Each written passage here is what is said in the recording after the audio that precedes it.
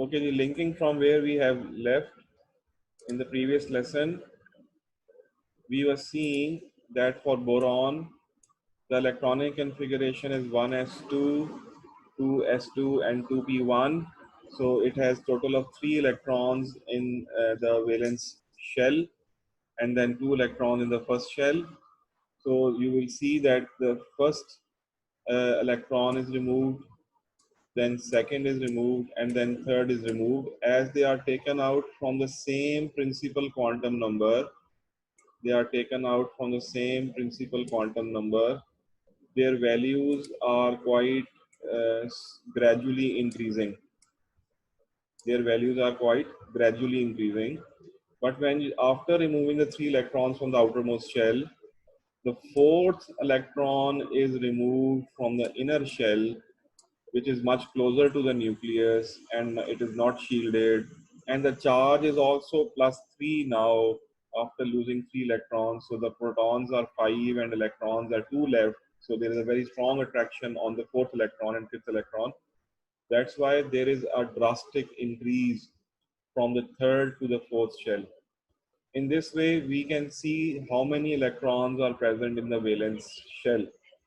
How many electrons are present in the valence shell? So in case of carbon, you will see that from first to second to third, and from third to fourth, there is a gradual increase.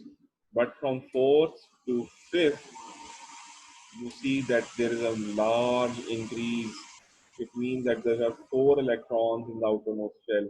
So we can have a valency from this value that lithium has a valency of 1, beryllium has a valency of 2, then boron has a valency of 3, then carbon has a valency of 4, and then nitrogen has a valency of 5. Why 5? Because if you see, again, if you see, there are the first ionization energy, then second, then third, then fourth, and even fifth. There are small changes. There are small gradual increases, but after the fifth ionization energy, the sixth ionization energy marks a very large increase from 9,450 to 53,500. This proves that nitrogen has 5 electrons. And in case of oxygen, if you continue to follow the ionization energies, so up till sixth electron, there is a gradual increase. But after the sixth electron, from 13,300 to 71,300, this is a much bigger energy change, which proves that oxygen's valency is 6. Then fluorine has a valency of 7, because in case of fluorine, you will see a very large increase in ionization energy after 7th electron is removed. So you see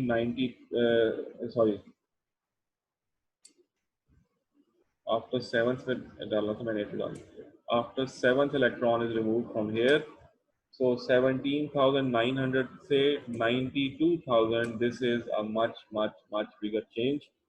And in case of neon, usually we do not remove electrons from neon because it's a noble gas. But you see that up till 8th for neon, there is a gradual increase up to 23,000. And then 1,17,000 or 117,000, this is a big change. So this shows that the valency of neon is 8. So when I say valency, it means the number of electrons in the valence shell. So from successive ionization energies, we call this phenomenon as successive ionization energies.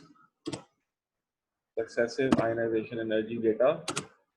We can conclude that the element has how many electrons in its outermost shell, and from knowing the valency or the number of electrons in the outermost shell, we can decide how many bonds or what kind of bond it is going to form. So this way we can be sure of making a formula. For example,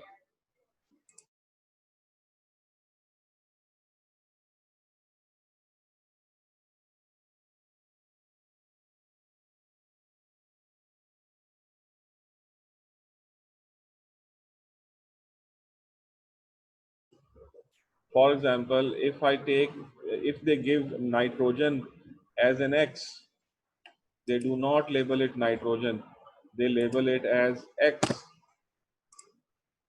and they give you this whole table to you. ये सारा table उसका आपको दे देता है, ये सारी values जो मैं आपके सामने हाईलाइट कर रहा हूँ इन अ बॉक्स।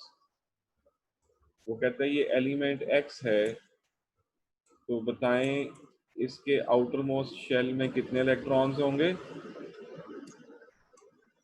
ठीक है जी। तो जब आप इस डेटा को देखोगे तो आप बताओगे कि जी it has 5 electrons because up till 5th ionization energy there is a gradual increase, but from 5th to 6th there is a drastic or a haphazard increase. Therefore the 5 electrons are present in the outermost shell.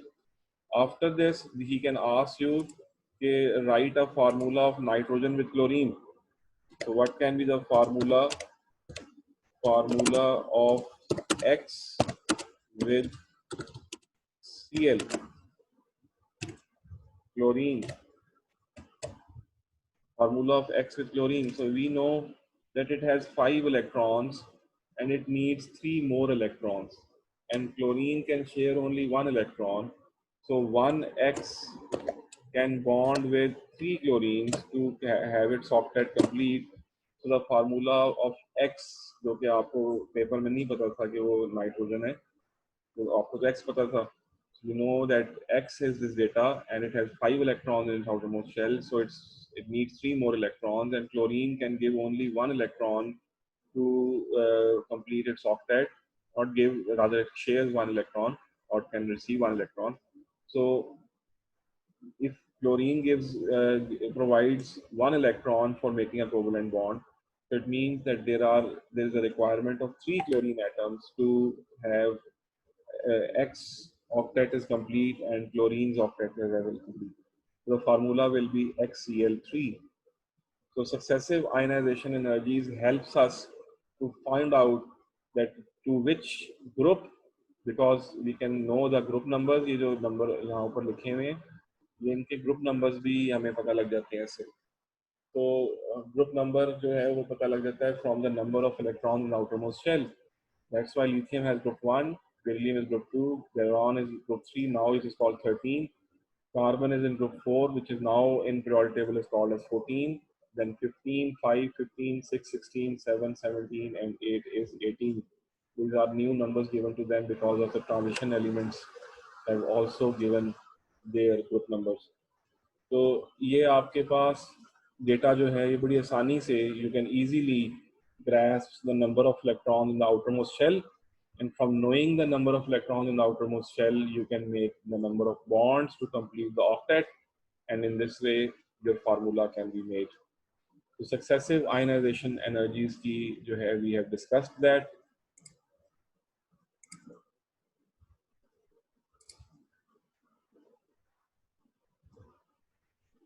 So successive ionization energies के बाद the next topic that we are going to do is factors affecting the ionization energies. We will discuss that in the next lesson.